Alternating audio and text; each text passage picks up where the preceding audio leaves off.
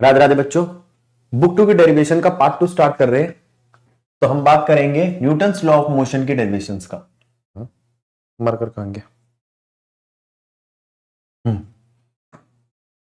देखिए, तो यहां पे पहली डेरिवेशन आती है हॉर्स कार्ट प्रॉब्लम, ये आपने सुनी होगी। ठीक है, यहां पे ये रहा आपका हॉर्स और ये रही उसकी कार्ट। ठीक, अब जो कार्ट है उस कार्ट को घोड़ा खींच रहा है तो यहां पे टेंशन डेवलप हो गई है। क्या डेवलप हो गई है? टेंशन डेवलप हो गई है। तो यहां पे आपके पास क्या क्या चीजें, एक तो है टी टेंशन, एक यहां पर लग रहा फ्रिक्शन,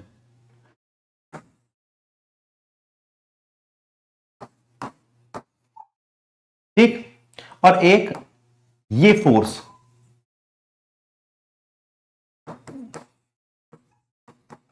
जो घोड़ा फोर्स लगा रहा है, फोर्स अप्लाइड बाय हॉर्स, उसको हमने बोल दिया आर। आर मतलब रिजल्टेंट। उसके दो टुकड़े कर दिए हमने, एक एच हॉरिजॉन्टल और वी वर्टिकल फोर्स। अगर मैं इस आर को देखूं तो आप कह सकते हो यह है आर का कॉस थीटा और यह है आर का साइन थीटा। ये मैं आपको बता चुका हूं वेक्टर को रिजॉल्व कैसे करते हैं इससे पहले वाले चैप्टर में। ठीक, तो फोर्स अप्लाइड बाय हॉर्स जो गई वो गई आर। जो घोड़ा है वो इस तरफ डायरेक्शन में फोर्स लगा है जिसके दो टुकड़े हो गए, एक एच और एक वी। जो वी है वो वेट के खिलाफ लग रहा है एट इक्विलिब्रियम। आप लिख सकते हो इक्विलिब्रियम पे आपका v बराबर आता है वेट के। तो जो घोड़ा वर्टिकल फोर्स लगा रहा है वो उस घोड़े का वजन संभाल रही है और जो वो हॉरिजॉन्टल फोर्स लगा रहा है वो कार्ट को खींच रही है। हॉरिजॉन्टल फोर्स टेंशन के इक्वल हो सकता है। अगर वो टेंशन के इक्वल है तो जो भी रस्सी है उसको खींच रहा है वो। अब रस्सी किसको खींच रही है? कार्ट को। अब कार्ट का वेट कितना है और कार्ट को कौन रोक रहा है? फ्रिक्शन। अब यहां कुछ केसेस आएंगे।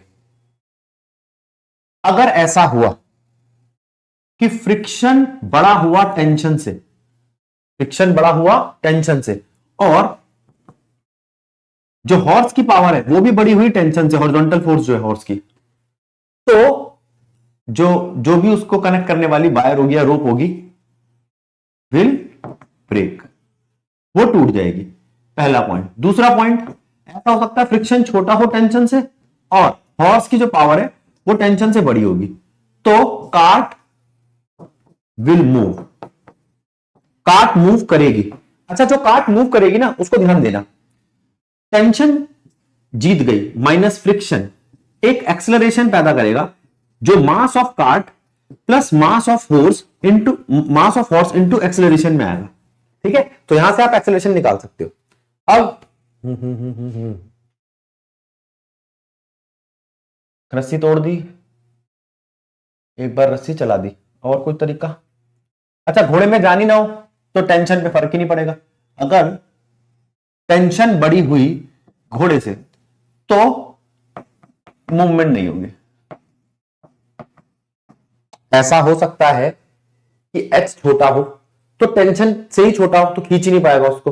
अब ऐसा हो सकता है जो टेंशन है वो फ्रिक्शन से छोटी हो तो काट नहीं हिलेगी। काट हो, ऐसा भी हो सकता है टूट जाएगी रस्सी, ये ब्रेक हो जाएगी। तीसरा केस क्या है, ये फ्रिक्शन और टेंशन दोनों ही हॉर्स से छोटी है तो वो खींच लेगा। फ्रिक्शन छोटा है फोर्स से और ये माइनस हो जाएगा। अच्छा, एक ये पॉइंट बना, एक ये पॉइंट बनेगा। जो हॉर्स की पावर थी हॉरिजॉन्टल, वो टेंशन माइनस करोगे तो आएगा mass of horse into acceleration. Acceleration एक ही रहेगा क्योंकि कनेक्टेड मोशन है। ठीक है, जल्दी से इस बात को समझ लो फिर नेक्स्ट पेज पे पहुंच रहे हैं। आगे चलते, proof of first law from second law. अच्छा, एक क्वेश्चन आता है कि ये आपको बताना है कि सेकंड लॉ ही रियल लॉ है। सेकंड लॉ जो न्यूटन का वो इसलिए रियल लॉ है क्योंकि सेकंड लॉ फर्स्ट और थर्ड लॉ दोनों को प्रूफ कर देता है। तो कह रहा फर्स्ट लॉ प्रूफ करके दिखाओ। अच्छा देखो, एक बात समझो, क्या फोर्स मास इनटू एक्सेलरेशन होता है? कंडीशन क्या है हमारी? फर्स्ट लॉ की कंडीशन है कि एक्सटर्नल फोर्स जीरो होनी चाहिए। एक्सटर्नल फोर्स जीरो का मतलब या तो मास जीरो या एक्सेलरेशन जीरो। मास जीरो मैं कर नहीं सकता, मास को मैं अपनी मर्जी से चेंज कर नहीं सकता, तो एक्सेलरेशन जीरो होगा। एक्सेलरेशन जीरो का मतलब है वेलोसिटी कांस्टेंट होगी, वेलोसिटी कांस्टेंट होगी। एक्सेलरेशन जीरो मतलब वेलोसिटी कांस्टेंट। वेलोसिटी कांस्टेंट मतलब अगर वो किसी वेलोसिटी से मूव कर रहा है तो उसी वेलोसिटी से मूव करता रहेगा, और अगर रुका है तो रुका ही रहेगा। तो आपका फर्स्ट लॉ प्रूफ हो गया। उसके लिए जो आपको इंग्लिश लिखनी है मैंने साथ में लिख रखी है, समझाया भी मैंने आपको, ये है सिर्फ। ठीक है, अब आगे चलते हैं। अब बात आती है कि क्या ये थर्ड लॉ को प्रूफ कर देगा, सेकंड लॉ? हाँ, सेकंड लॉ थर्ड लॉ कैसे प्रूफ करेगा? हम जानते हैं सेकंड लॉ का एक फॉर्मूला है F1/2 is equals to change in momentum upon में। इसको मैं कह सकता हूं P2 माइनस P1 अपॉन में टाइम। ऐसे ही F2/1 क्या होगा? चेंज इन मोमेंटम अपॉन में time, P1 minus P2 upon में टाइम। समझे? अब अगर मैं ये कहूं कि F1/2 या 2/1 is equals to minus common ले लो, तो वो P2 माइनस P1 अपॉन में टाइम ही हो जाएगा, तो वो बन जाएगा आपका माइनस ऑफ F1/2। और यही आपका थर्ड लॉ है कि F1/2 इक्वल होता है F2/1 के। F1/2 हो गया आपका एक्शन, 1 से 2 पे लग रहा है, और 2 1 पे लगा रहा है, वो हो गया उसका रिएक्शन। तो उसी के बारे में जो आपको बातें लिखनी है वो यहां लिख दिया मैंने। कुछ बच्चे कहते हैं ना भैया डेरिवेशन में सारे पॉइंट बताया करो, मैम मांगती है, तो वो सारे यहां से लिख देना। क्या कंसीडर किया वो आपकी बातें कंसीडर करो। F1/2 एक डायरेक्शनल एक्शन है जो A से B पे या 1 to 2 लग रहा है, और उसका रिएक्शन 2 से 1 पे लग रहा है, वो सारी बातें यहां लिख दी। फिर उसके बाद उनको इक्वेट कर दिया, काम खत्म। जल्दी से समझो, फिर आगे बढ़ते हैं। 2 या 3 नंबर में क्वेश्चन आ जाता है ये, ठीक है? अब ध्यान दो, वो कह रहा है drive law of conservation of linear momentum. ठीक है, तो लीनियर मोमेंटम का लॉ है क्या? इसको हम समझेंगे इससे, ए बी के साथ कोलाइड करता है यहां पे, और उसके बाद उसकी वेलोसिटी चेंज हो जाती है। पहले इसकी वेलोसिटी थी u1 u2, अब उसकी वेलोसिटी हो गई है v1 और v2। याद रखना u1 बड़ा होना चाहिए u2 से, तभी पीछे से उसको टक्कर मार पाएगा, कोलिजन हो पाएगा। ठीक है, अब यहां पर अगर मैं न्यूटन का थर्ड लॉ लगाऊं, according to Newton's third law, तो जो m F1/2 आएगा वो कितना आएगा? वो आएगा m1v1 माइनस m1u1, और F2/1 जो आएगा वो आएगा m2v2 माइनस m2u2, लेकिन डिवाइड बाय डेल्टा टी। ये तो चेंज इन मोमेंटम हुआ ना आपका, ठीक है? लेकिन मैं जानता हूं कि F1/2 इक्वल है F2/1 के, वो भी नेगेटिव के। तो यहां पर मैं लिख सकता हूं m1v1 minus m1u1 is equals to minus of m2v2 minus m2u2। ठीक है, जरा ध्यान दो। ठीक है, तो माइनस ले लिया, m1v1 plus m2v2 is equals to m2u2 plus m1u1। आप इसको कह सकते हो momentum after collision is equals to momentum before collision. तो वो कह रहा है जब दो चीजें टकराती हैं तो टकराने के बाद जो उनमें चेंज इन मोमेंटम आता है वो पहले और बाद में इक्वल रहता है। इसका मतलब जो वेलोसिटी का चेंज हुआ है वो यहां पे कंसीडर किया जाएगा, लेकिन मोमेंटम आपका कंजर्व रहेगा। कौन सा मोमेंटम? Linear momentum.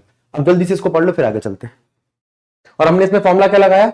हमने इसमें फॉर्मूला लगाया है फोर्स का। देखो मैं एक बार समझा देता हूं। पेज ऐड हो गया, 2 ऐड हो गए। देखो एक फोर्स का फॉर्मूला समझाता हूं मैं आपको। क्या मैं लिख सकता हूं, फोर्स 1 to 2 इक्वल है माइनस फोर्स 2 to 1 के। फिर फोर्स को मैं लिख सकता हूं change in momentum 1 to 2 divide by time equals to change in momentum 2 to 1 divide by time. ठीक, माइनस अभी भी रहेगा। अब इस चेंज इन मोमेंटम को मैंने लिख दिया m1 v1 minus m1 m2 u2। To पहले रखो,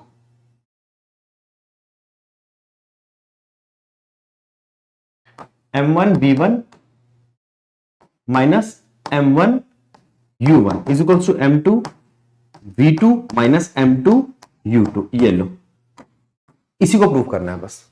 तो पहले फोर्स से जो आपका सेकंड लॉ लगा वो, और उसी के अंदर थर्ड लॉ लगा दिया। ये थर्ड लॉ ने समझाया, ये सेकंड लॉ ने समझाया कि फोर्स बराबर होती है rate of change in momentum. उसके बाद आपकी इक्वेशन आ गई। ठीक है, आगे चलिए। अब बात आती है कनेक्टेड मोशन की।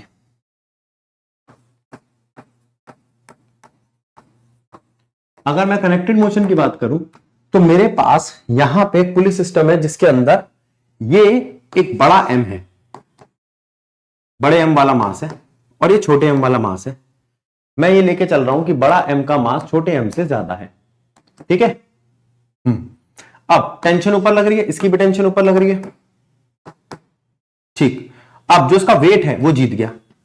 अगर इसका मास ज्यादा तो इसका वेट जीत गया, छोटा वाला ऊपर जाएगा, ये वाला नीचे जाएगा। एक चीज, दूसरी चीज, जो नीचे वाला ये रह गया, ये वाला ये हार गया। यहां पर इस कंडीशन में टेंशन बड़ा है mg से, और इस कंडीशन में टेंशन छोटा है mg से। इस बात को समझना है।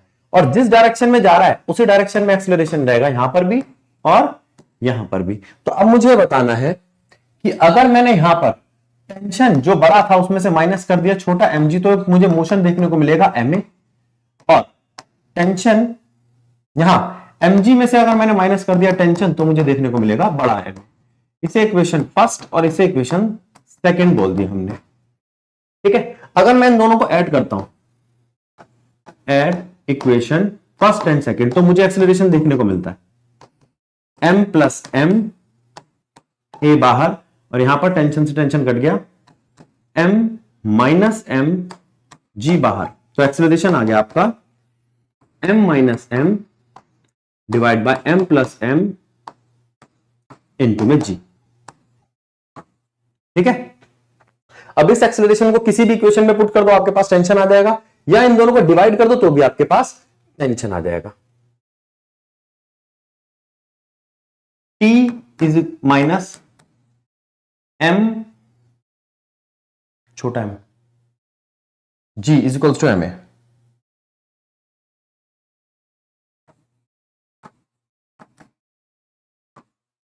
t निकालना है, m a माइनस, वहां जाके प्लस बन गया जी, m कॉमन ले लो, अंदर बचा क्या, a की वैल्यू। a की वैल्यू हमने क्या निकाली थी, minus capital M minus small m, capital M plus small m into g plus g, और आपका छोटा m बाहर बैठा है। दोनों में से g कॉमन ले सकता हूं, m minus m divide by m plus m plus 1। ठीक है, और खोलेंगे, t is equals to M G, m minus m plus m plus m, m plus m। क्या करता दिख रहा है, तो 2m by m plus m, mg is equals to tension. जल्दी से इसको देख लो, फिर आगे बढ़ते हैं। पहले इस पेज को देखो, स्क्रीनशॉट लो इसका, फिर इस पेज को देखो। चलिए आगे चलते हैं। अब बात आती है फ्रिक्शन की, एंगल ऑफ फ्रिक्शन की। देखो यहां पे हमने एक फ्री आ रहा है ना, हाँ, यहां पे हमने एक फ्री बॉडी डायग्राम लिया है इसका। अब इसके अंदर हमने नीचे लगाया है वेट, ऊपर लगाया है नॉर्मल, इधर लगाइए अप्लाइड फोर्स और इधर लगाया है फ्रिक्शन। ठीक है, अब देखो इसके हिसाब से इक्विलिब्रियम पर अप्लाइड फोर्स इक्वल है फ्रिक्शन के और नॉर्मल इक्वल है वेट के। ठीक है, आप वेट को mg ले सकते हो और ठीक है, अब वो कहता है ये क्या है, ये आपका रिजल्टेंट है, resultant of angle of friction. तो वो कहता है रिजल्टेंट ऑफ एंगल, रिजल्टेंट ये किसका है, आर का और एफ का। आर और एफ के रिजल्टेंट और आर के बीच में जो एंगल बनेगा उसको हम कहते हैं angle of friction. Angle of friction is angle between क्या, नॉर्मल, जो ऑब्जेक्ट का नॉर्मल है, और जो रिजल्टेंट है नॉर्मल और फ्रिक्शन का। ये आपका फ्रिक्शन है, ये आपका नॉर्मल है, ये उसका रिजल्टेंट है। ठीक है, ये बता रखा है यहां पे एंगल ऑफ फ्रिक्शन के बारे में। अब इसका tan निकालना हो तो आपको tan थीटा, मैं इसको अलग से थोड़ा सा बना के दिखा देता हूं आपको पहले। ये आपका नॉर्मल है, ये आपका फ्रिक्शन है, ये आपका रिजल्टेंट है और ये आपका एंगल है। तो tan थीटा कितना होगा, tan थीटा होगा परपेंडिकुलर, जो सामने है वो आपका फ्रिक्शन है, परपेंडिकुलर अपॉन में बेस। अच्छा, फ्रिक्शन अपॉन में आर, लॉ ऑफ फ्रिक्शन के हिसाब से म्यू के इक्वल होता है। ठीक है, ये 4 लॉज है फ्रिक्शन के, स्टैटिक फ्रिक्शन के, उसमें से एक लॉ है, उसके हिसाब से आपका जो स्टैटिक फ्रिक्शन होता है वो आर के डायरेक्टली प्रोपोर्शनल होता है, और जब प्रोपोर्शनलिटी का साइन हटाते हैं तो कोफिशिएंट ऑफ फ्रिक्शन आता है, इसे हम बोलते हैं कोफिशिएंट ऑफ फ्रिक्शन। तो यहां से हमें बात पता चली, tan theta equals to mu, कहां लिखूं, यहां लिख देता हूं, tan mu equals to tan theta. Mu है आपका कोफिशिएंट ऑफ फ्रिक्शन और थीटा है आपका angle of friction. Angle of friction की डेफिनेशन लिख रखी है, इंग्लिश पढ़ लो उसकी। The angle of friction may be defined as the angle which the resultant of limiting friction and the normal reaction makes with the normal reaction. आगे चलते हैं। Definition of angle of repose deduce relation of coefficient of static friction. ठीक है, अब मान लो ये एक object है जो गिर रहा है, ठीक है, यहां पर ये इसका नॉर्मल है और नीचे लग रहा है इसका वेट mg। ठीक, अब mg को मैंने रिजॉल्व कर दिया इधर और इधर, तो इधर आया mg का cos थीटा और इधर आया mg का sin थीटा। अब इसके खिलाफ, अच्छा मान लो ये ऑब्जेक्ट ना गिरने वाला है, गिरा नहीं, लिमिटिंग का मतलब होता है रुका हुआ है, गिरेगा, तो उसकी टेंडेंसी गिरने की नीचे की तरफ है, तो उसका फ्रिक्शन ऊपर की तरफ लग रहा होगा, स्टैटिक फ्रिक्शन या लिमिटिंग फ्रिक्शन। तो इस फ्रिक्शन को इससे इक्वेट करो और इस नॉर्मल को इससे इक्वेट करो cos थीटा से, तो mg cos theta at equilibrium आप बोल सकते हो, at equilibrium mg cos theta is equals to r और mg sin theta is equals to friction. ठीक है, अभी पीछे बताया था मैंने आपको, फ्रिक्शन अपॉन में r म्यू के इक्वल होता है। तो अगर मैं इक्वेशन 2 को डिवाइड कर दूंगा इक्वेशन 1 से, तो फिर से f बाय r आ जाएगा आपका, mg से mg कटेगा, sin theta by cos theta, जिससे हमें पता चलता है म्यू इज इक्वल्स टू, ये तो म्यू है, tan theta, sin theta by cos theta tan theta होता है। तो ये लो, ये एक्सप्रेशन भी आ गया, इसे बोलते हैं एंगल ऑफ रिपोज। आगे चलते हैं। Work done in moving a body, अगर कोई बॉडी इंक्लाइन प्लेन पे चढ़ रही है तो फ्रिक्शन नीचे की तरफ लगेगा, पहले फ्रिक्शन ऊपर लगा था, फिर वही चीज है mg इधर और इधर mg का रिजोल्यूशन, mg का cos थीटा sin थीटा, इधर लग रहा है फ्रिक्शन, उधर लग रही है अप्लाइड फोर्स, पहले अप्लाइड फोर्स थी ही नहीं, मैं इसको ऐसे दिखा रहा हूं, ये पी से दिखाता है, ये नॉर्मल। ठीक, अब मैं जानता हूं वो वर्क डन मांग रहा है मेरे से, तो सबसे पहले मैंने बताया जो आपका अप्लाइड फोर्स है वो friction plus mg, applied force जो है वो है friction plus mg sin theta, और जो ऊपर नॉर्मल जा रहा है वो इक्वल है mg cos थीटा के। ठीक है, लेकिन मैं तो जानता हूं ये जो फ्रिक्शन होता है ये म्यू आर होता है, समझ रहे हो? अभी थोड़ी देर पहले बताया था एक रूल से, है ना? तो म्यू रखो, आर की जगह mg cos थीटा रख दो, mg cos theta plus mg sin theta. ठीक है, तो ये आपका फोर्स आ गया। अब आप इसमें से mg कॉमन ले सकते हो,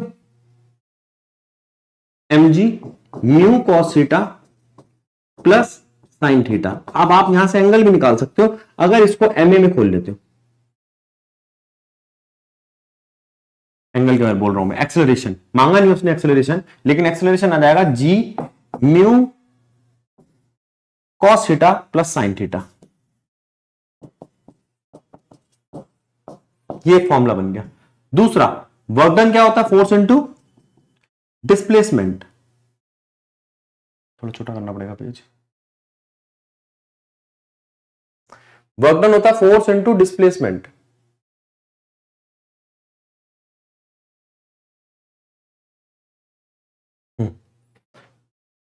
तो ये आगे चल के बनेगा work done equals to M G mu cos theta plus sine theta multiply में डिस्प्लेसमेंट। आप समझो वर्क डन को, यह है वर्क डन बाय फ्रिक्शन। जल्दी समझो फिर हम आगे बढ़ते हैं। इस पेज को रोक के इसको नोट कर लो, फिर हम आगे बढ़ते हैं।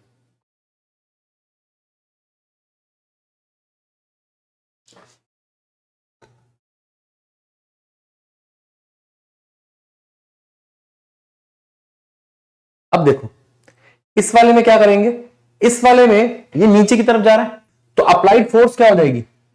पहले फिर वही R is equals to mg cos theta, R is equals to mg cos theta. जो आपकी अप्लाइड फोर्स है वो हो जाएगी F mg sin theta minus friction. पहले प्लस किया था, अब माइनस किया। जरा ध्यान दो, फोर्स हो जाएगी mg sin theta minus friction. इसका क्या मतलब हुआ? mg ठीक है, sin थीटा ठीक है, फ्रिक्शन को हम फिर से खोल देंगे म्यू आर में, आर को वहां से उठा लाएंगे mg cos थीटा में।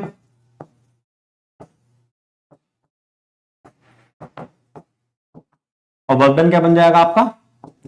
यही force mg common sin theta minus mu cos theta into displacement. अब समझो, जल्दी से इसको नोट करो, फिर नेक्स्ट पेज पे चलते हैं। आ जाओ। विच इज इजियर, क्या आसान है, पुल करना या पुश करना? ठीक है, तो अगर मैं लाउंड मूवर जो होता है वो होता है बेटा घास काटने वाला, ठीक है। अपने यहाँ इतने बड़े बड़े घासें होती नहीं है, मतलब घर ही इतने छोटे होते हैं, उसके आगे कहां से घास उगाएंगे? तो ये बड़े लोगों की बातचीत है। वहां पर वो घास काटने का सामान रखते हैं, तो जो घास काटने का होता है उसको पुश करना। आप घास काटने को छोड़ो, आप वो देखो जो आपने वो देखिए, आप अपना कहीं जाते हो तो ब्रीफ केस होता है, उसका एक ट्रॉली का जो डंडा सा निकल जाता है, तो उसको धकेलना आसान है या उसको खींचना आसान है? हम उसकी बात कर रहे हैं। तो वो कह रहा है पुलिंग में क्या होगा। अगर आप पुल कर रहे हो, पुल मतलब आप खींच रहे हो, कलर बदलो, पुल मतलब आप खींच रहे हो, तो ये आपकी फोर्स है। इसके दो हिस्से हो गए, एफ का कॉस थीटा और ऊपर एफ का साइन थीटा। अच्छा, और आर भी ऊपर ही लग रहा है नॉर्मल, ठीक है। नीचे क्या लग रहा है? वेट। अच्छा, तो यहां पर आपका जो वेट है वो नीचे लग रहा है और एफ साइन थीटा ऊपर लग रहा है। तो आपके वेट में से माइनस हो रहा है, जब आप पुल कर रहे हो तो वेट में से माइनस हो रहा है, ये आपका नेट फोर्स है, ठीक। लेकिन जब आप पुश करते हो, पुश करते वक्त क्या होता है? पुश करते वक्त मेरा वेट भी नीचे लग रहा है और ये जो फोर्स है जो इधर लग रही है मेरी, उसके दो हिस्से हो गए, एफ का कॉस थीटा और एफ का साइन थीटा। अब पुश करते वक्त जो मेरा एफ नेट है वो हो गया है weight plus F sine theta. तो आप कह सकते हो कि भैया एफ जो पुश के लिए है, या खाली पुश भी लिख दोगे तो काम चलेगा, क्योंकि पुश और पुल दोनों ही फोर्सेस है। तो जो पुश है मेरा, पुश है वेट प्लस समथिंग, और जो पुल है वो है वेट माइनस समथिंग। तो क्या इजी है? ये इजियर है। ठीक है, फटाफट से समझो। सिर्फ 2 इक्वेशन ही लिखनी है, 2 नंबर में आ जाता है क्वेश्चन आपका। बढ़िया चीज है। स्क्रीन रोको, फोटो खींचो, आगे बढ़ो।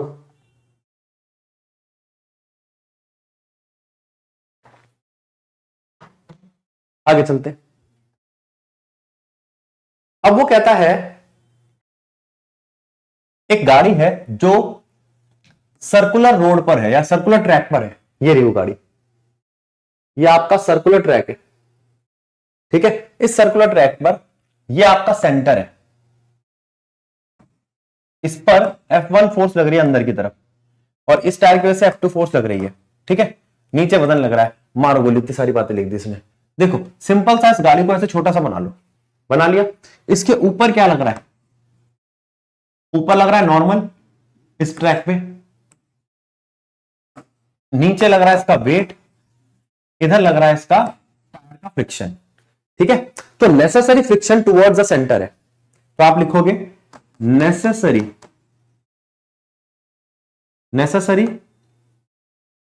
सेंट्रीपिटल फोर्स, जो जरूरी है मेरे लिए, जिसकी वजह से रुका रहेगा वो फ्रिक्शन है। अब सेंट्रीपिटल फोर्स होती क्या है? mv² अपॉन में r। वो तो हमारा फ्रिक्शन है, और फ्रिक्शन हमारा होता है म्यू r, और r हमारा किसके इक्वल है? वेट के, यानी कि म्यू mg। इसे मैंने इक्वेशन 1 मान लिया। mv² अपॉन में r इक्वल्स टू mg। देखो, तो आप कह सकते हो भैया mv² अपॉन में r is equals to mg। तो यहां से v आ गया आपका under root r g। Check करो उसको, ठीक है या गलत है? ठीक है, आगे चल सकते हैं। इसकी फोटो लो, ध्यान दे लो। ये इक्वल है इसके, तो इससे mv² अपॉन में r है बराबर, अरे म्यू खा गया, म्यू mg के, तो आपका v आ गया म्यू rg। इसका मतलब ये हुआ, आप ये कह सकते हो कि भैया जो वेलोसिटी है वो डिपेंड करती है म्यू पे। म्यू पे मतलब जो नेचर है टायर का और रोड का, उसमें कितना फ्रिक्शन है, आर पे जो टर्न ले रहा है वो कितना शार्प है, जितना शार्प होगा उतनी वेलोसिटी, रेडियस एम, हाँ कट गया, ठीक है, उतनी वेलोसिटी उसकी कम हो जाएगी। और जी, जी का मतलब क्या है?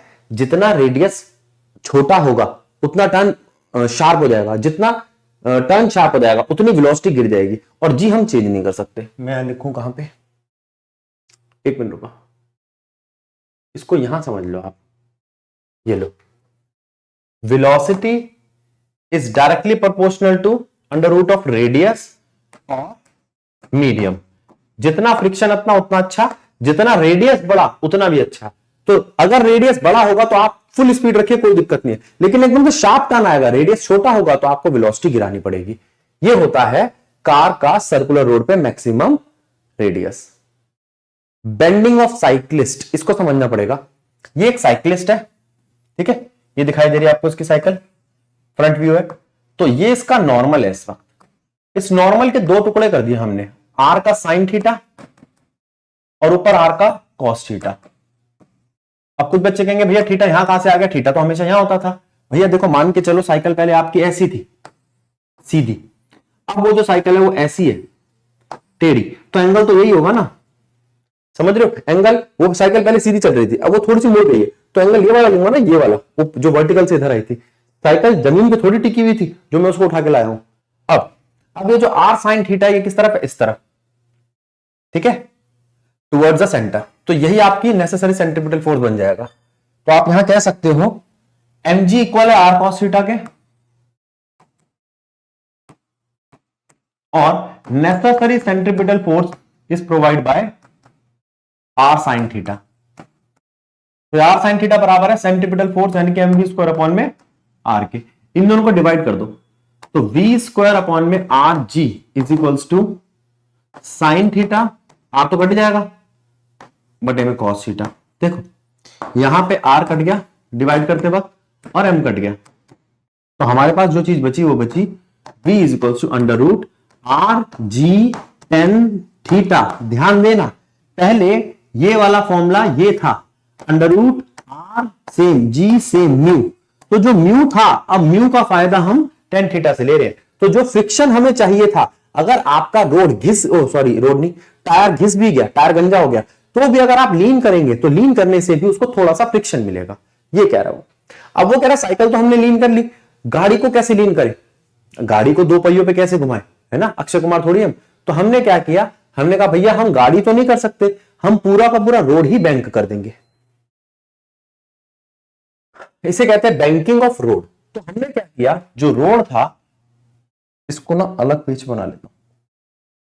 लो जो आपका रोड था, पहले मैं इसको सही से बनाऊंगा, जरा ध्यान देना इस पे। ये आपका बैंक रोड है, ठीक है, ये आपका एंगल है, ये हॉरिजॉन्टल है और ये बैंक रोड है। ये आपकी वो कार है जिसका वेट नीचे लग रहा है mg, ठीक है। और क्या बनाऊं, अब इस mg के दो हिस्से देखो, अगर ये 90 है, ये थीटा है, तो ये हो गया आपका 90 माइनस थीटा। इस वक्त ये जो बना आपका ये थीटा बन जाएगा। तो mg के दो हिस्से हो गए, mg का cos थीटा, ये तो हम कई बार कर चुके अभी, और ये mg का sin थीटा। जरा ध्यान दो, ठीक। अब इसके बाद आती है बारी नॉर्मल की। इस सरफेस से नॉर्मल ये है r, अब इसके दो हिस्से कर लो। वर्टिकली अपोजिट एंगल नाम की चीज सुनी होगी आपने, उसके हिसाब से बन जाएगा r का cos थीटा। cos देखो कैसे लिखा गया, r का cos थीटा, और इधर आएगा आपका r का sin थीटा, ठीक ठीक। अब बारी आई फ्रिक्शन की, जिधर रोड है उधर ही फ्रिक्शन बनाना मुझे इधर ही चाहिए, वो दिखेगा नहीं इसलिए मैंने थोड़ा सा नीचे बना दिया, ये फ्रिक्शन। अब उस फ्रिक्शन का इधर, अब ये थीटा है तो ये 90 माइनस थीटा, तो ये आपका थीटा बन जाएगा, बना रहा हूं मैं। और ये 90 माइनस थीटा है जो नीचे जा रहा है, पहले ही बताया था। तो नीचे आ गया आपका f साइन थीटा, और इधर की तरफ f और इधर की तरफ f cos थीटा। समझ लो इसको आराम से। अब इसको छोटा कर देते हैं हम, और इसमें जो जो चीजें कंपेयर कर सकते हो वो कंपेयर करते हैं। विजिबल है ना, ठीक है। चलिए अब देखते हैं अब क्या क्या चीजें आती हैं आपके पास। पहले ऊपर का जो r cos थीटा है वो इक्वल है mg plus f sine theta के। एक बात, necessary centripetal force m v square upon में r है r sine theta plus f cos theta. Friction जिसको मैं म्यू आर लिख दूंगा, फिर इसमें से मैं r कॉमन ले लूंगा,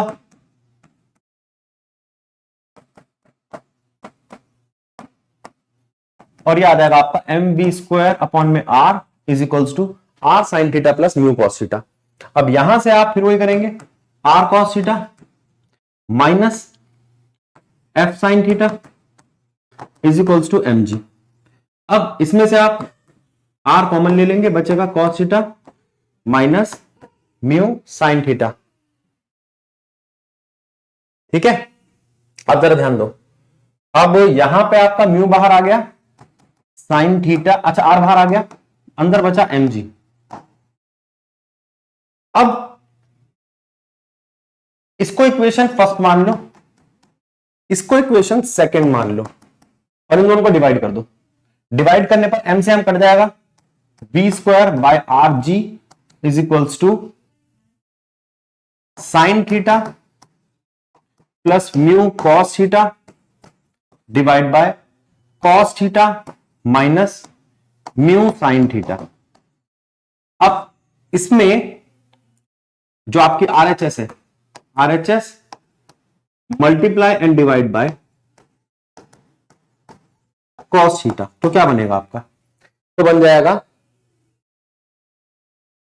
we square by R G, sine theta बन जाएगा tan theta minus mu plus mu, cos theta से कॉस थीटा कट जाएगा और नीचे बचेगा वन माइनस टेन थीटा। जरा इस पे ध्यान दो, ठीक लिखा है मैंने, one minus mu tan theta. तो आपका v आ गया under root R G tan theta minus mu one minus mu tan theta. ये आपकी वेलोसिटी बन गई। जल्दी से इस पे ध्यान दो, फिर आगे चलते हैं। अब बात आती है मैक्सिमम परमिसिबल स्पीड, जिसमें आपका म्यू लग रहा है, v is equals to R G tan theta minus mu, mu मतलब आपका टायर घिस रहा है, और एक होती है मोस्ट परमिसिबल स्पीड, वो ये तो मोस्ट परमिसिबल हो गई। एक होती है ऑप्टिमम स्पीड, ऑप्टिमम स्पीड में म्यू जीरो होता है, म्यू जीरो होता है, तो v क्या बन जाएगा आपका आर जी टेन थीटा। ठीक है, इसको कर लो आप ऑप्टिमम और इसको कर लो परमिसिबल। ठीक है, जल्दी से इसकी फोटो लो, फिर आगे चलते हैं। चलिए आगे चलते हैं। Motion in a vertical circle, motion in a vertical circle. अब यहां पर अगर कोई ऑब्जेक्ट इस तरीके से गोल गोल घूम रहा है तो उसके तीन पॉइंट आ गए, एक तो लोएस्ट पॉइंट आ गया, एक आ गया मिड पॉइंट और एक आ गया हाईएस्ट पॉइंट। ठीक है, और ये आ गया आपका पॉइंट पी। पी पे हमने यहां पे वेट डाल दिया एम जी, और ये आ गया M G cos theta, M G का साइन थीटा। ठीक, अब ध्यान देंगे, इसको जो हमने बनाया है इसको ट्राइंगल बना दिया, यहां तक की जो हाइट है वो है एच, इसके ऊपर की हाइट है आर माइनस एच। ठीक, अब टेंशन किसके, टेंशन जीत गई, अगर टेंशन हार जाती तो रस्सी टूट जाती। Tension minus M G cos theta आपके पास है, जो भी इसका मोशन हो रहा है। एक चीज ये आ गई tension minus M G cos theta, और एक है रीस्टोरिंग फोर्स। रीस्टोरिंग फोर्स आ रही है आपकी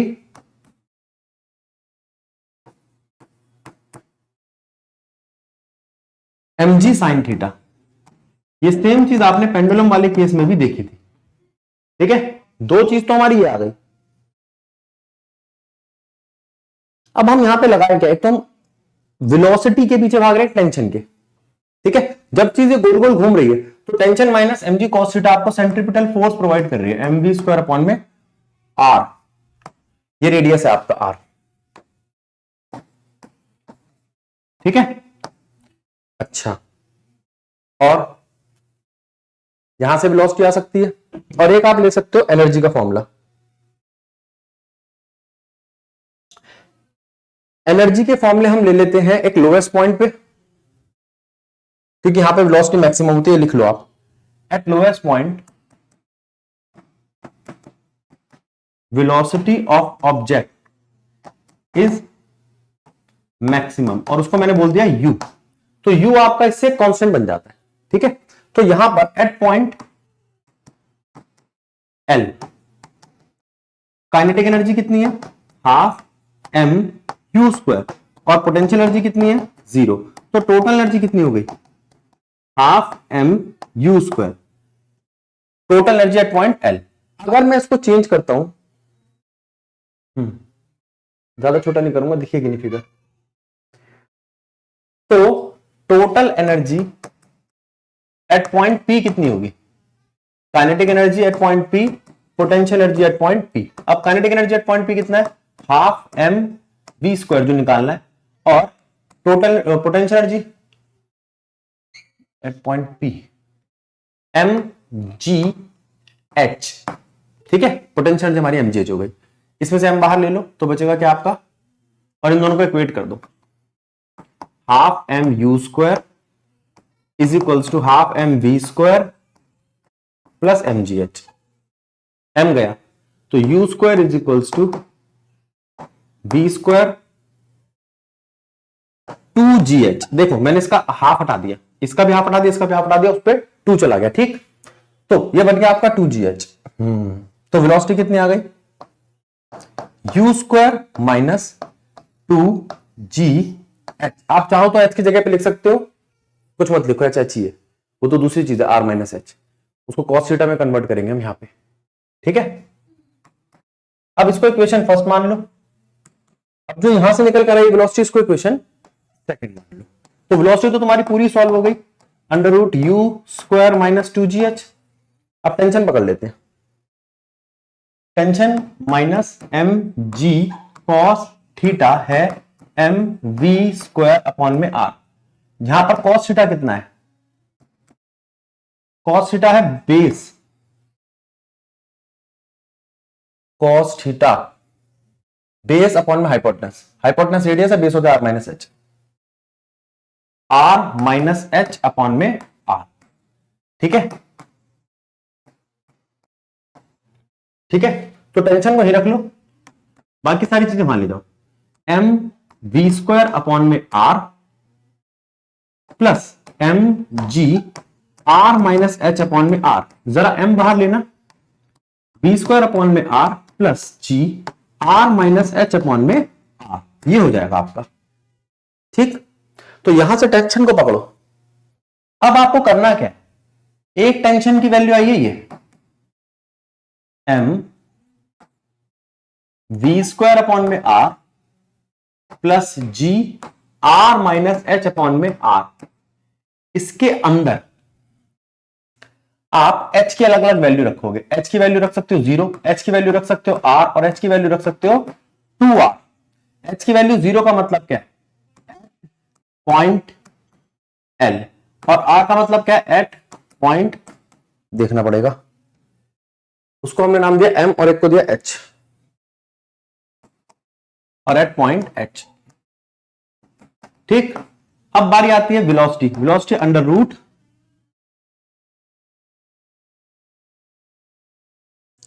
u स्क्वायर माइनस 2gh। अब यहां पर भी आप h की वैल्यू रखोगे 0, r और 2r, और जो पूछा जाए क्वेश्चन आप वो निकाल सकते हो। 3 पॉइंट है आपके, एक लोएस्ट पॉइंट, एक मिड पॉइंट और एक हाईएस्ट पॉइंट। तो यहां पे आपके लेसन नंबर 5 की डेरिवेशन समाप्त हो जाती है।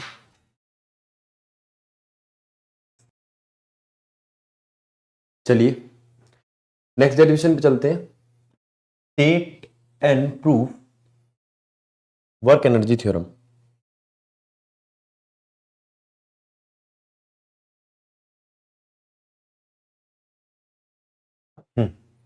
वर्क एनर्जी थ्योरम की बात कर रहे हैं बेटा हम, तो वर्क एनर्जी थ्योरम पे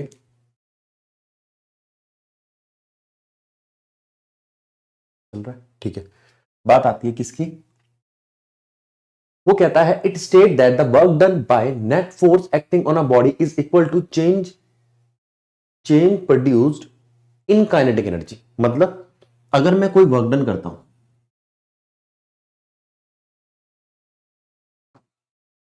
जो फोर्स इनटू डिस्प्लेसमेंट से पैदा हुआ है वो चेंज इन काइनेटिक एनर्जी के इक्वल होगा।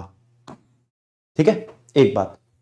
दूसरी बात, अब इसके लिए हमने क्या किया, हमने सिंपल सा एक फॉर्मूला लिया आपका, delta work done is equals to force into displacement, delta work done force into displacement. ठीक है, अब फोर्स को मैं खोल सकता हूं मास इनटू एक्सीलरेशन में, तो आपका डेल्टा वर्क डन बन गया mass into acceleration into DS. ठीक है, इधर आ जाओ, मास को एज इट इज छोड़ दो, एक्सीलरेशन को लिख दो DV by D T into DS. तो वर्क डन बन गया आपका M DS by D T into V. ठीक, अब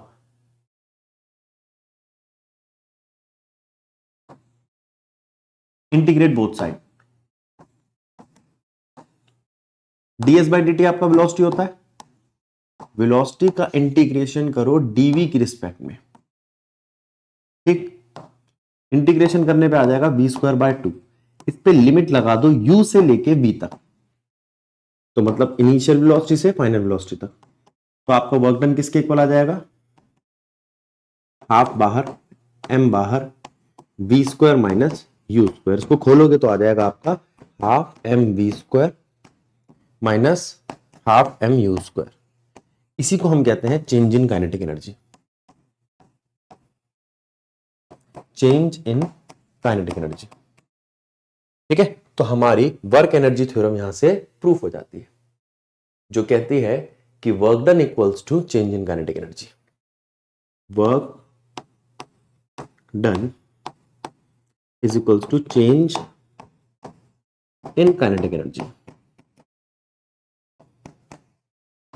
आगे चलते हैं। Derive relation between kinetic energy and momentum. आप ये लिख सकते हो कि काइनेटिक एनर्जी होता है आपका हाफ mv²। ठीक बात है, ठीक बात है। अगर मैं इसको मास से मल्टीप्लाई, मास से डिवाइड कर दूं तो ऊपर बन जाएगा m²v² बाय m। तो ये काइनेटिक एनर्जी आ गई आपकी हाफ p² बाय m। ठीक, तो p कितना आ गया,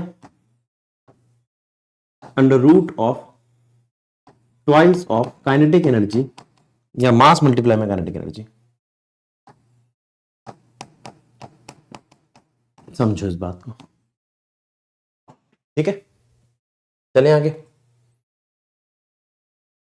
prove that energy remain conserved in vertical motion. अगर मैं वर्टिकल मोशन में जाता हूं तो मैंने ये पॉइंट ले लिया मैक्सिमम हाइट, जहां पर आपकी वेलोसिटी 0 है। फिर ये एक मिड पॉइंट ले लिया कोई भी, जहां तक उसने x डिस्प्लेसमेंट ट्रेवल किया है। तो यहां पे वेलोसिटी कुछ है और हाइट घटकर हो गई है h माइनस एक्स, और यहां पे हाइट 0 थी और यहां पे आपकी वेलोसिटी हो गई है मैक्सिमम और हाइट हो गई है 0। इस बात पे ध्यान दो। ठीक है, तो ये 3 पॉइंट है। टॉप पॉइंट वहां जहां से मैंने छोड़ा, चलते चलते चलते वेलोसिटी बढ़ी और जब जमीन पे पहुंची तो वेलोसिटी मैक्सिमम थी, वेलोसिटी मैक्सिमम थी। अब जरा ध्यान देंगे, तो एट पॉइंट उसको नाम दे दिया A B C. At point A, अगर मैं ए पॉइंट की बात करूं आपसे, तो at point A kinetic energy 0, potential energy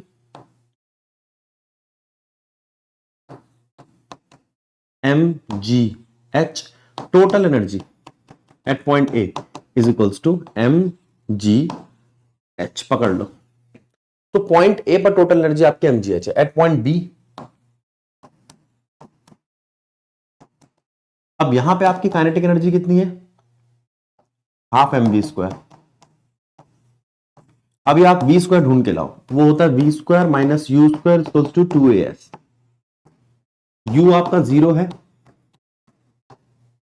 v आपको निकालना है 2, एक्सेलरेशन यहां पे मैं g लूंगा।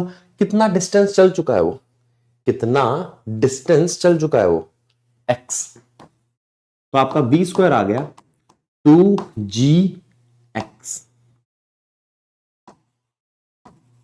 ठीक, चलिए आगे चलते हैं। तो यहां से आपकी काइनेटिक एनर्जी क्या आई, हाफ m 2gx। ठीक है, पूरा स्क्वायर रख दिया ना, 2 से गया 2, तो mgx आ गया। पकड़ लो इस बात को। अब बारी आती है इसी पॉइंट पर पोटेंशियल एनर्जी की। इसी को छोटा कर लेते हैं।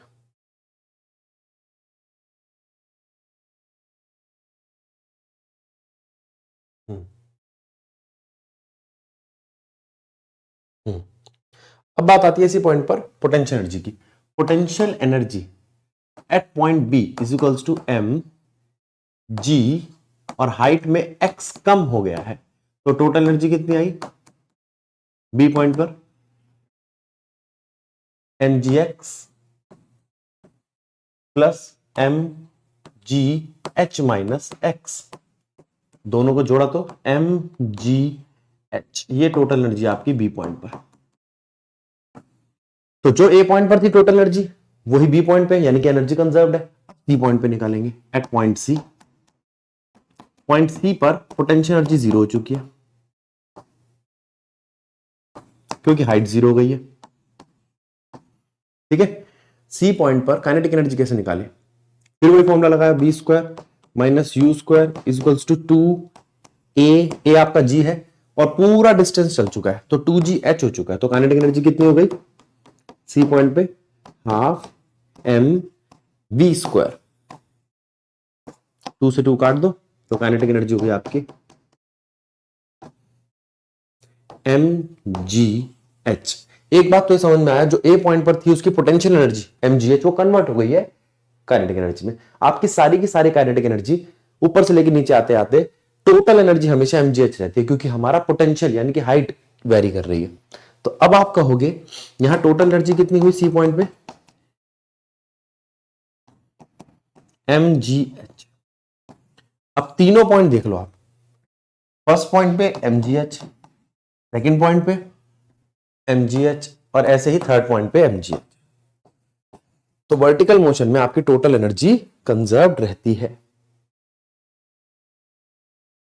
जल्दी से इसको नोट करो। चलिए आगे चलते हैं। अब बारी आती है कि अगर मैंने आपको कराई थी वाली डेरिवेशन, ठीक है, जिसमें हमने किसी पी पॉइंट पे निकाला था। अब वो पी पॉइंट नहीं, वो कह रहा है अगर मैं आपसे पूछूं इस पे लोएस्ट पॉइंट पे, मिड पॉइंट पे और हाईएस्ट पॉइंट पर आप मुझे काइनेटिक एनर्जी का रिलेशन निकाल के दो, मतलब kinetic energy eight lowest point, mid point और हाईएस्ट पॉइंट, तो मैं क्या करूंगा। ये एग्जांपल नंबर 6.7 है एनसीईआरटी का। चलो थोड़ी जगह ज्यादा चाहिए होगी, ध्यान देते। तो हमने यहां पे आपका पॉइंट लिया, इस पॉइंट में अगर मैं सी पॉइंट को देखूं तो सी पॉइंट में नीचे की तरफ टेंशन भी लग रही है और नीचे की तरफ वेट भी लग रहा है। तो मैं यहां कह सकता हूं at point C, at point C tension is equals to weight. समझ रहे हो, अगर टेंशन वेट के इक्वल आ रहा है तो इसका मतलब क्या हुआ, नेसेसरी सेंट्रीपिटल फोर्स जो मेरी टेंशन के बराबर है वो है एम वी स्क्वायर, यहां लेंथ लिए L upon R is equals to M G. M से एम कट जाएगा आपका, इसको मैं वीसी बोल रहा हूं तो वीसी कितना आएगा आपका, V C is equals to under root L G. इसको पकड़ के रखो, यह है velocity at point C. Velocity at point C कितना आया, अंडर रूट एल जी। एक काम कर लिया हमने। अब वो कहता है इसमें टोटल एनर्जी और बता दो मुझे सी पॉइंट पे। आओ टोटल एनर्जी निकालते हैं। टोटल एनर्जी सी पॉइंट पर अगर मैं इसको देखूं तो इसकी एनर्जी आएगी आपकी kinetic energy plus potential energy. Kinetic energy कितनी है, half M V C square plus potential energy कितनी है, एम जी और टोटल हाइट है उसकी 12। इसको समझ लो, ठीक है। एक तो इसको पॉइंट 1 बना के रख लो और इसको ए बना लो। ध्यान देना थोड़े पॉइंट ज्यादा आएंगे। अब बारी आती है यहां पर, अगर मैं इस पॉइंट पर टोटल एनर्जी देखूं, क्यों देख रहा हूं मैं इस पॉइंट पे, क्योंकि यहां हाइट नहीं है। Potential energy at point A 0, kinetic energy at point A point पे half M we A square. तो टोटल एनर्जी कितनी आ गई ये पॉइंट पे, सिर्फ half M we A square. अब अगर आपने इसको इससे कंपेयर कर दिया, आ रहा है बोर्ड पे, हाँ, अगर आपने इसको इससे कंपेयर कर दिया तो आपका आएगा टोटल एनर्जी ए टोटल एनर्जी सी के इक्वल है। क्यों, कंजर्वेशन ऑफ टोटल एनर्जी के रिलेशन के हिसाब से कि एनर्जी हमेशा हमारी कंजर्व रहती है। तो half M we A square is equals to, इसको सॉल्व कर सकते हो आप, वीसी की वैल्यू रखो half M L G plus 2mlg यानी कि 5/2 mgl। ये आ गया आपका। 5/g to mgl। ठीक है, ये हाईएस्ट पॉइंट पे है। ठीक कर रहे हैं ना हम, 2 है ले, हाँ ठीक है ठीक है ठीक है। अब इसको इससे इक्वेट कर दो, इज इक्वल्स टू हाफ 5/2, हट जा, 5/2 mgl। m से m गया, 2 से 2 गया, आपका va आ गया √5gl। समझो, अब आपके पास va है, vc है। अब एट पॉइंट बी पॉइंट पे क्या होगा? बी पॉइंट पर आपकी पोटेंशियल एनर्जी कितनी हो जाएगी? mgl। बी पॉइंट तक लेंथ 1 है, चेक कर लो, ये बी पॉइंट की लेंथ है, ये लेंथ है बी पॉइंट की, और इस पे वेलोसिटी कितनी होगी? वीबी, वो हमें निकालनी है। Kinetic energy half M V B square, तो आप कह सकते हो mgl plus half M V B square is equals to total energy at point A point पे टोटल एनर्जी कितनी आई थी हमारी? ये half M we A square, half M we A square. अभी मैंने बताया आपको वी ए कितना है? 5 GL, अंडर रूट का स्क्वायर से हट जाएगा।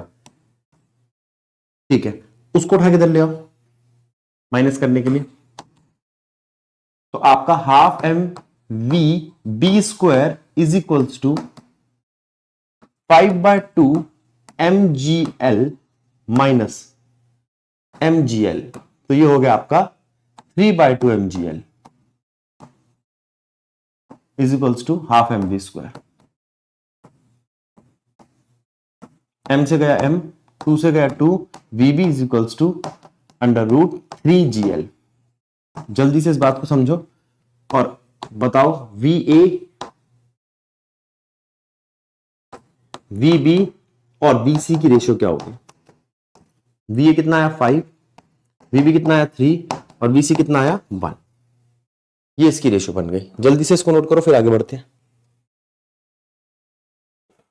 पीछे देख लो,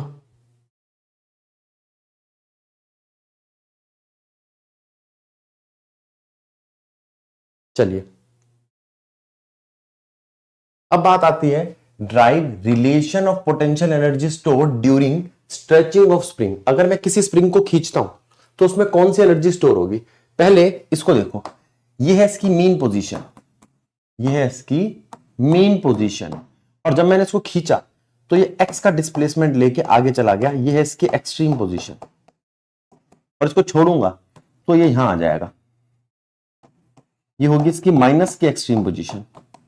ठीक, एक बात तो वो कहता है इसके अंदर एक रीस्टोरिंग फोर्स आ जाती है, वो नेगेटिव होती है। ठीक है, और एक्स इसका पॉजिटिव होता है। जी बिल्कुल, जब मैं इसको खींचता हूं तो इस तरफ जाने के लिए फोर्स आ जाती है, जब इसका एक्स पॉजिटिव होता है तो रीस्टोरिंग फोर्स नेगेटिव होती है। तो यही फॉर्मूला हमने लगा दिया इसका, एफ जो है रीस्टोरिंग फोर्स पैदा कर रहा है माइनस के एक्स। कहां से आया? यहां से आया, F directly proportional to minus का एक्स। ठीक है, तो इस रिस्टोरिंग फोर्स जिसको हम कह रहे हैं F R is equals to minus K X से वर्क डन निकालो। वर्क डन होता है फोर्स इंटू डिस्प्लेसमेंट, फोर्स है माइनस का K X, integrate both side, तो वर्क डन आया आपका माइनस का के बाहर ले लिया, एक्स का इंटीग्रेशन एक्स स्क्वायर बाय 2, तो वर्क डन ऑफ स्प्रिंग आया आपका, या एनर्जी स्टोर्ड इन स्प्रिंग आया आपका माइनस हाफ के x square. Work energy theorem के हिसाब से यही आपकी पोटेंशियल एनर्जी है स्प्रिंग की। जल्दी से समझो, तो वो कह रहा है drive relation for potential energy stored in stretch spring, तो वो होगी आपकी फोर्स इनटू डिस्प्लेसमेंट का वर्क करके जो आपकी वैल्यू आई है। ठीक है, चलिए आगे चलते हैं। अब वो कहता है इलास्टिक कोलिजन इन 1D। पहले तो आपको इलास्टिक कोलिजन का मतलब पता होना चाहिए। इलास्टिक कोलिजन वो होता है जिसमें मोमेंटम, लीनियर मोमेंटम कंजर्व्ड हो, टोटल एनर्जी कंजर्व्ड हो और काइनेटिक एनर्जी सेपरेटली कंजर्व्ड हो। तो यहां पर हमने लीनियर मोमेंटम लगाया पहले, linear momentum, conservation of linear momentum क्या कहता है, m1u1 plus m2u2 is equals to m1v1 plus m2v2। ये हमारी इक्वेशन है। इसमें 1 1 वाले एक तरफ ले जाओ, 2 2 वाले एक तरफ ले जाओ, तो 1 में से m1 बाहर आ जाएगा और 2 में से m2 बाहर आ जाएगा, ठीक। और इस इक्वेशन को छोड़ दो। दूसरी आती है कंजर्वेशन ऑफ काइनेटिक एनर्जी। अब कंजर्वेशन ऑफ काइनेटिक एनर्जी में हम लेंगे आपका हाफ m1 u1 का square plus half m2 u2 का square plus half m1 v1 का स्क्वायर, वो बिफोर कोलिजन, अब आफ्टर कोलिजन। काइनेटिक एनर्जी अलग से कंजर्व्ड है, इसका मतलब ये इलास्टिक कोलिजन है। पहले सबके हाफ उड़ाओ, अब 1 और 2 वाला वही दोबारा करो, m1 u1 का स्क्वायर माइनस v1 का स्क्वायर, m2 v2 का स्क्वायर माइनस u2 का स्क्वायर। लो m1 u1 minus v1 u1 plus v1 is equals to m2 v2 minus u2 v2 plus u2। अगर मैं इन दोनों इक्वेशंस को देखूं, इसको नाम दे दूं इक्वेशन 1 और इसको नाम दे दूं इक्वेशन 2, ठीक है। और दोनों को डिवाइड कर दो, डिवाइड इक्वेशन 1 एंड 2, तो मुझे दिखाई दे रहा है m1 m2 खत्म हो जाएंगे और नेगेटिव चीज खत्म हो जाएगी, बचेगा क्या, u1 plus v1 is equals to v2 plus u2, ठीक है। अब एक काम करो, आप इसको उधर ले जाओ, u1 minus u2 is equals to v2 minus v1। एक बात, ठीक, अगर मैं इसको यहां पे 1 मान लू और उसको उठा के नीचे ले जाऊं, तो 1 इज इक्वल्स टू, ये ध्यान रखना है, ये पुराना है, 1 is equals to v2 minus v1 divide by u1 minus u2। यही है आपका कोफिशिएंट ऑफ रेस्टिट्यूशन। तो इसका मतलब अगर किसी का कोफिशिएंट ऑफ रेस्टिट्यूशन 1 आता है तो वो इलास्टिक है, 1 से कम आता इलास्टिक है, 1 से कम आता है तो इनइलास्टिक है, 0 आता है तो परफेक्टली इनइलास्टिक है, और 1 से ज्यादा आता है तो सुपर इलास्टिक है। तो ये कोलिजन की 4 कैटेगरी हो गई। अगर आपका ये कोफिशिएंट ऑफ रेस्टिट्यूशन 1 आता है तो इलास्टिक, 1 से कम तो इनइलास्टिक, 0 तो परफेक्टली इनइलास्टिक, 1 से ज्यादा तो सुपर इलास्टिक। अभी तो ये देख लिया हमने। अब इससे ही थर्ड इक्वेशन बनाएंगे हम, इससे कुछ भी बना लो आप, v1 या v2। v1 is equals to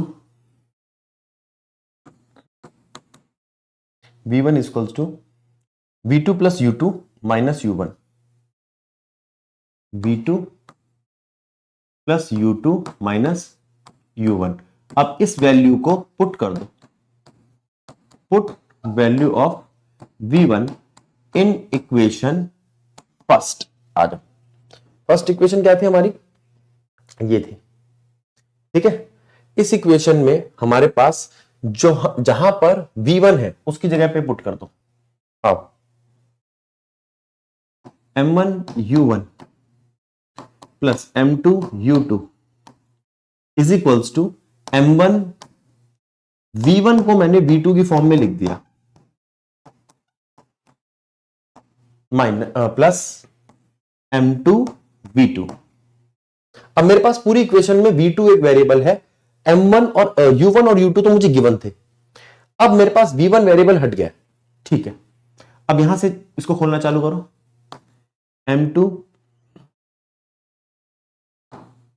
m1 u1 plus m2 u2 is equals to m1 v1 m1 v2 plus m1 u2 minus m1 u1 plus m2 v2।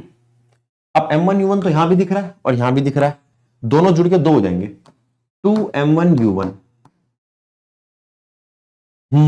इसको उठा के उधर ले जाओ, प्लस m2 बाहर, u2 हो रहा और v2 ये रहा, ठीक। यहां क्या बचा, V2 तो मुझे निकालना है, कोई फायदा नहीं, हटाओ, ये मत करो, इसको ही छोड़ो। पहले इन दोनों में से V2 कॉमन लो, V2 M1 प्लस M2, मुझे V2 ही निकालना है बेटा, फिर उस V2 को किसी इक्वेशन में पुट कर दूंगा। अब V2 ये आ गया, यहां क्या बचा, M1 प्लस M2, और ये हो गया यूज, ये रह गया, इसको उठा के उधर ले जाओ।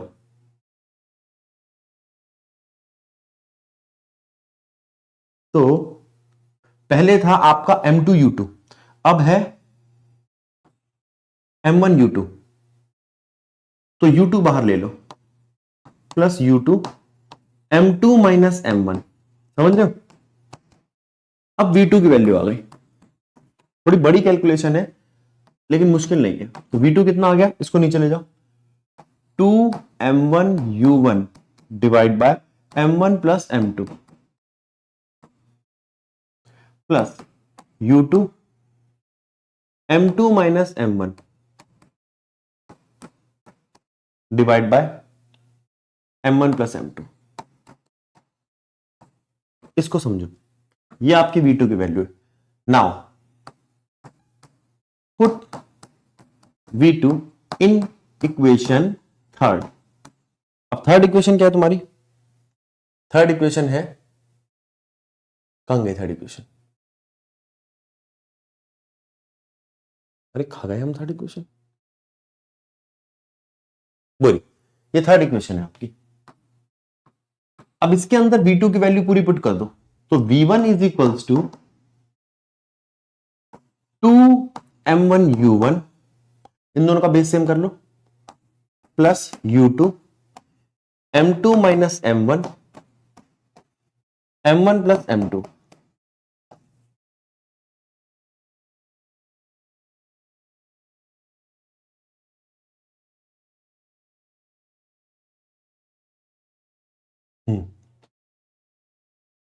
M1 प्लस M2 वो V2 की वैल्यू है, plus U2 minus U1 plus U2 minus U1। अब इसको उठा के ऊपर ले जाओ, V1 2M1U1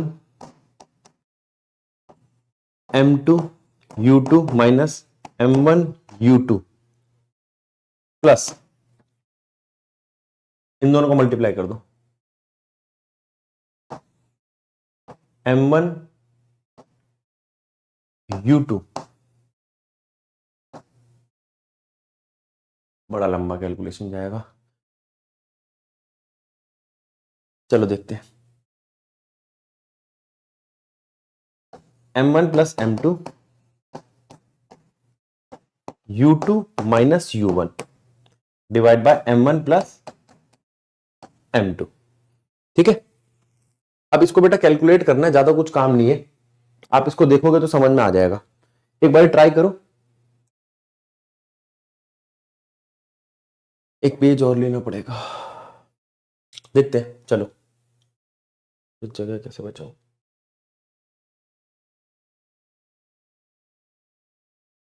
यहां देखो, तो ये बनेगा आपका V1 is equals to 2M1U1 plus M2U2 minus M1U2 plus M1U2 M1U1 plus M2U2 minus M2U1 divide by M1 plus M2। चलो अब ये आपका M1U1 है, M1U1 और कहीं है, एक ये M1U1 है, अगर मैं इसको काटूं तो ये कट जाएगा, M2U2 एक प्लस का, ये भी प्लस का, दो हो जाएंगे, M2U1 नहीं है, इधर आ जाओ, इसका फाइनल रिजल्ट लिखते हैं। तो हमारे पास बचता है M1U2 और M2U2, ये कट गया।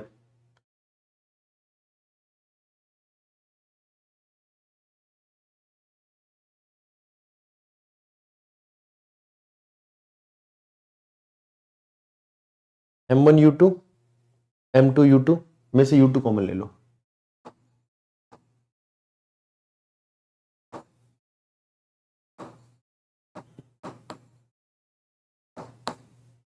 ठीक है, और 2 2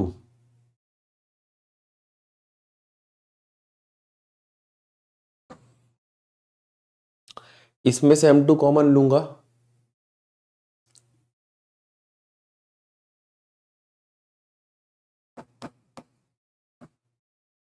तो बचेगा U1U2, एक कट गया, तो बचा क्या M1U1। M1U1 का किसी के साथ जुगाड़ नहीं बैठ रहा। M1U1 U1, ठीक है, ये लेते हैं।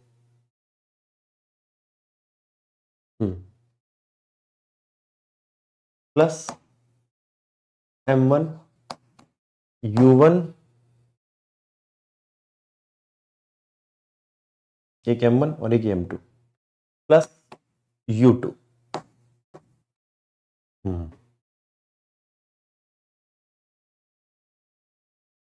Divide by M1 plus M2। ये हो गया हमारा कवर, ये हो गया, ये हो गया, बचा क्या?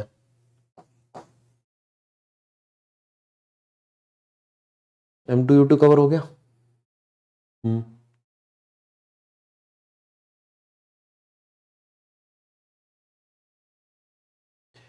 और इसमें M1U2 कवर हो गया, ये U2 वाला रह गया। M1U2, इन दोनों को जोड़ को 2 कर दो, 2M1। तो कट ही रहे, ये देखा क्यों नहीं? बहुत सारे हो गए बेटा, इसलिए टाइम लग रहा है।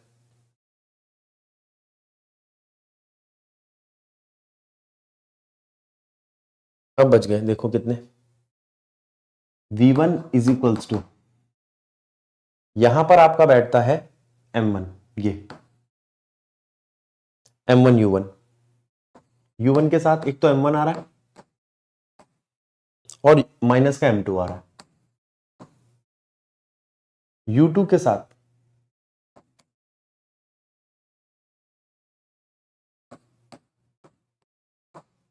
एक तो M2 आ रहा है और एक M1 आ रहा है, 2 हो गए, 2M2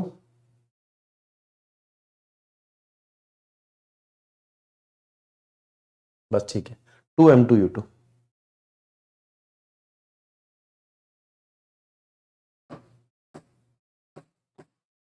divide by M1 plus M1। चलो समाप्त, सर दर्द खत्म। आगे चलते। अब वो कहता है परफेक्टली इन इलास्टिक कोलिजन, इसकी कुछ कंडीशंस होती है। परफेक्टली इन इलास्टिक कोलिजन में दोनों टकराते हैं और साथ साथ ही चलते हैं। तो हमने कहा इसकी इनिशियली हमने मान ली वेलोसिटी है 0 और U1 को मान लिया हमने वेलोसिटी U, और अब इन दोनों की वेलोसिटी हो गई है V, जुड़ गई है और इनका मास ऐड हो गया। तो कंजर्वेशन ऑफ लीनियर मोमेंटम अगर मैं लगाता हूं, जो हमेशा लगता है, तो आएगा आपका M1U is equals to M1 plus M2V, जिससे हमारे पास V आ जाएगा M1U divide by M1 plus M2। इसको पकड़ो, पकड़ लिया। अब काइनेटिक एनर्जी, यहां पर काइनेटिक एनर्जी कंजर्व नहीं है, बल्कि चेंज इन काइनेटिक एनर्जी, यानी कि इनिशियल जो थी माइनस फाइनल पॉजिटिव है। अब काइनेटिक एनर्जी इनिशियल थी कितनी, वहां से हाफ M1U स्क्वायर, और फाइनली काइनेटिक एनर्जी कितनी है, half M1 plus M2 V square. ठीक है, इन दोनों को माइनस करो तो आपका जवाब पॉजिटिव आना चाहिए। Change in kinetic energy equals to half m1 u square plus half m1 plus m2। अब v को खोल दो, वहां से लाके छोटा करना पड़ेगा, v को खोल दो, m1 u bye m1 plus m2 का होल स्क्वायर। अब एक m1 प्लस m2 तो कट जाएगा अगर मैं इसके स्क्वायर को खोल देता हूं।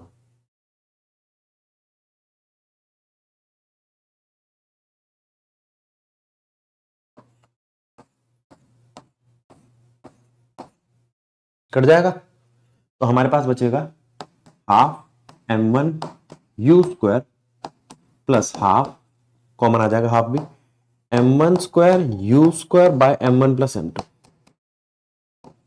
पहले तो आप हाफ कॉमन लो, फिर आप m1 कॉमन लो, u स्क्वायर कॉमन लो, अंदर बचेगा 1 प्लस यहां बचेगा m1 प्लस m2। अब इसको सॉल्व करते रहना, कोई दिक्कत नहीं है, लेकिन ये जवाब पॉजिटिव है, इसमें कोई भी टर्म नेगेटिव नहीं है, तो आपकी काइनेटिक एनर्जी आ रही है पॉजिटिव, यही हमें प्रूव करना है।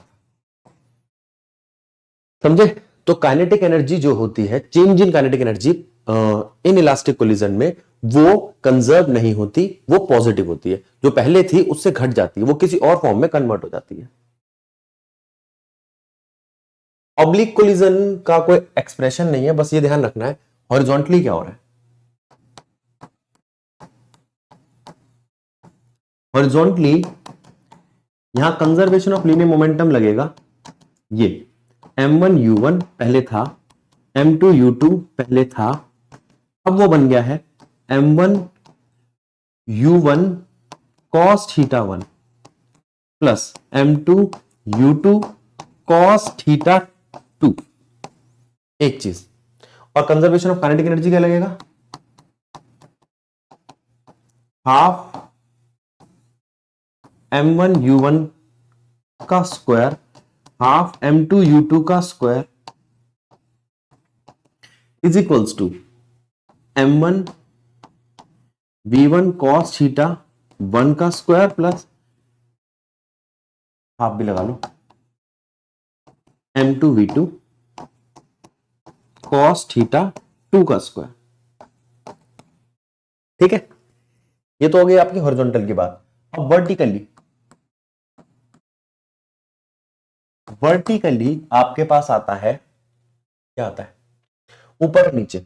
इनिशियली कुछ नहीं था, बाद में आ गया m1 u1 sin theta 1 plus m2 v2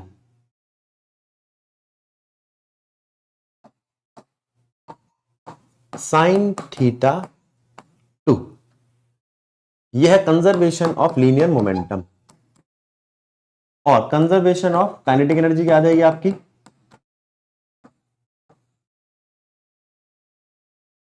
zero equals to half m1 v1 sin theta 1 का square plus half m2 v2 sin theta 2 का स्क्वायर। अब चेक करो, जल्दी से इसको नोट करो, स्क्रीन को रोको और नोट करो। चलिए बेटा, इसमें ना आपके लेसन नंबर 6 तक का हो गया है, लेसन नंबर 7 और 8 रह गया। ठीक है, उसको अब हम नेक्स्ट वाली वीडियो में ऐड करते हैं। अभी इसका पार्ट 2 बना दिया, पार्ट 3 बनाएंगे इसका। तब तक के लिए राधे राधे।